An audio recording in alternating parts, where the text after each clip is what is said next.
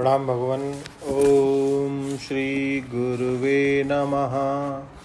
ओम गुरुर्ब्रह्मा गुरुर्विष्णु गुरुर्देवो महेश्वरः गुरुः साक्षात् परं ब्रह्म तस्मै श्री गुरुवे नमः।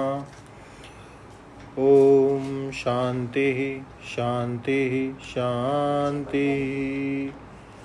ओम ब्रह्मज्ञान और उसकी साधना द्वारा स्वामी खंडानंद सरस्वती जी महाराज द्वारा भगवान उन्होंने स्वामी जी जायस्व मिर्यस्व के विषय में बता रहे थे कि जो जनता है वह पैदा होती है और मरती है, जायस्व मिर्यस्व के चक्कर में पड़ी हुई है, बल्कि दिन भर में 10 बार पैदा होती है और 10 बार मरती है। उधर राग होता है, उधर द्वेष होता है, उधर फंसती है, उधर छूटती है, उधर रोती है, उधर हंसती है। असल में वृत्तियों का बदल जाना ही जन्म मृत्यु होना है। महात्मा लोग शरीर से जन्मने को जन्मना और शरीर से मरने को मरना नहीं मानते। हमारे यहाँ तो सन्यासी होना भी एक जन्म मानते हैं और यज्ञोपवीत होना भी एक जन्म मानते हैं। यज्ञोपवीत संस्कार होने पर उसको दुजाति बोलते हैं। माने संस्कृत भाषा में जन्म मृत्यु शब्दों का अर्थ शरीर की उत्पत्ति मृत्यु नहीं है। नवीन भाव की उत्पत्ति और पूर्व भाव का नाश यही जन्म मृत्यु है। यह हमारे हृदय में होता ही रहता है। दिन भर में 10 बार मोहब्बत करते हैं, 10 बार नफरत करते हैं, 10 बार रोते और 10 बार हंसते हैं। ये प्रेमी लोग दिन भर में 10 बार मरते हैं, 10 बार जिंदा होते हैं, दिन भर में 10 बार हंस जाते हैं, 10 बार रो जाते हैं। यह जो कठपुतली की तरह नाच रही है दुनिया, इसी को जन संसद बोलते हैं।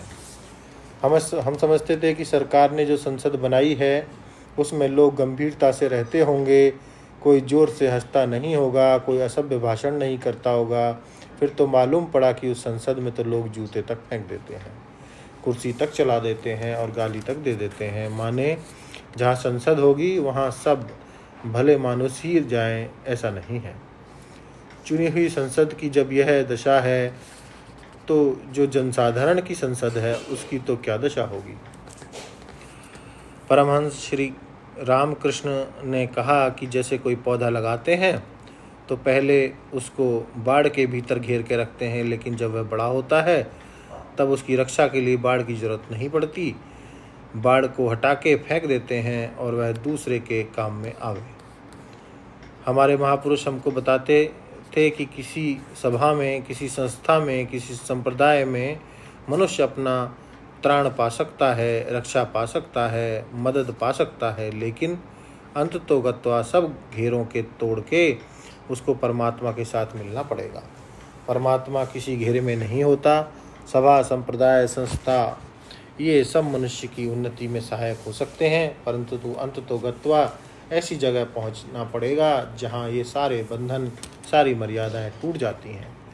मर्यादा वैष्णवों को भी पुष्टि में जाना पड़ेगा, मर्यादी वैष्णवों को भी पुष्टि में जाना पड़ेगा। वैधि भक्ति वालों को भी प्रेम लक्षण में जाना पड़ेगा।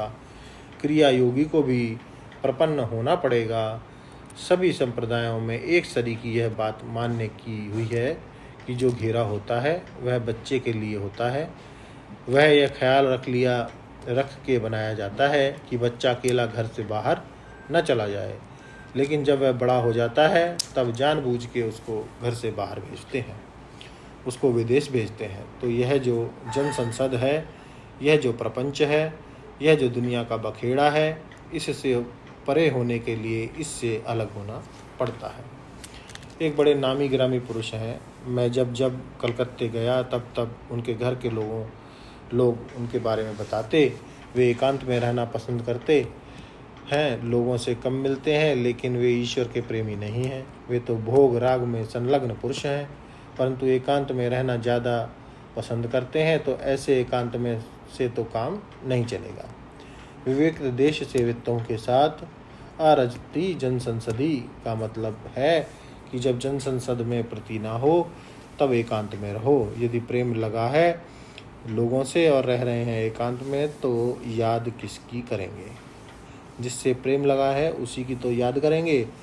और यह भी है कि जन संसद में तो अरति हो, माने लोग तो अच्छे ना लगते हों लेकिन एकांत में कभी ना बैठे हों, तो एकांत में रहने पर भी उसको दुख ही दुख रहेगा।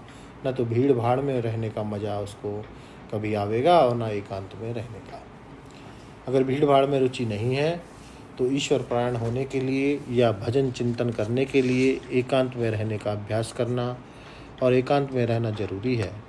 और एकांत में तो रहे लेकिन मन तो लगा है जन संसद में, तो एकांत भी गलत है। इसलिए पवित्र एकांत देश का सेवन करना और जन संसद में रुचि नहीं रखना, इसका नाम ज्ञान है।